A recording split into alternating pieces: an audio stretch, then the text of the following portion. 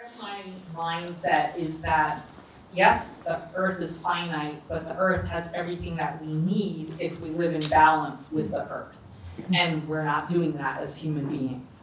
And so when I think about that question about scarcity and abundance and who has it and who doesn't within this earth and human resource that's available, all I keep going back to is conquest and what the tenets of conquest are, at least from my vantage point. And to be quick, I'll say greed, and that's greed for the resources, whether they're human resources, plant, animal, earth resources, water, mineral, you name it, resources.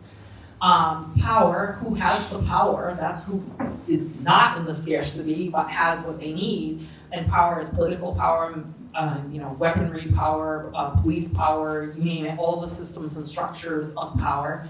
And the third one is entitlement. And entitlement is really a type of power, but we decided it was so powerful that we had to put it in context of its own space. And entitlement, I used Columbus as an example.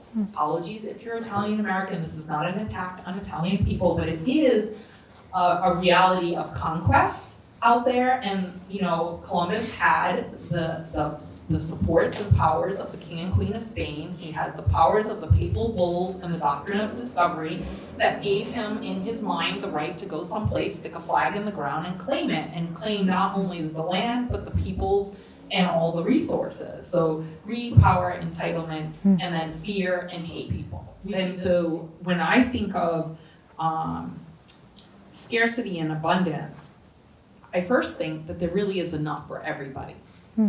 I don't know why we have to have billionaires. I don't even know if it's necessary for us to have millionaires, but we're getting to the point where we're almost got people that are trillionaires. And is that equitable? No. And it's the idea that certain people with certain powers, certain networks, certain controls of all those tenets of conquest have all of that. They don't want to let go of it. They don't want to create systems and structures that ensure that there's, and I know this is beating a dead horse with this word, but it's the only word I can think of, equity. Maybe parity is another word.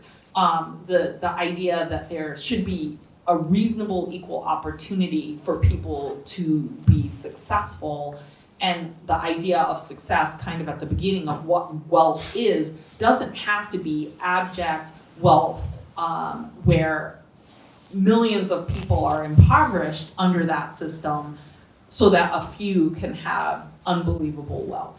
And so for me, there's only scarcity because human beings have created scarcity by over harvesting, over using, over purchasing, and just having like excess to the extreme that it makes it so that there's actual extreme poverty in the world.